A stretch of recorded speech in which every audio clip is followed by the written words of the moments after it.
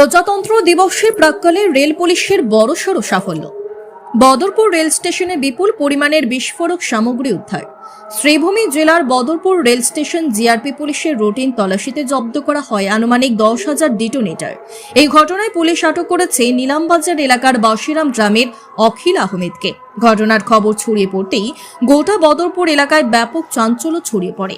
Rail police ও অন্যান্য নিরাপত্তা বাহিনী ঘটনাস্থল ঘিরে রেখে তল্লাশি অভিযান আরও জোরদার করেছে।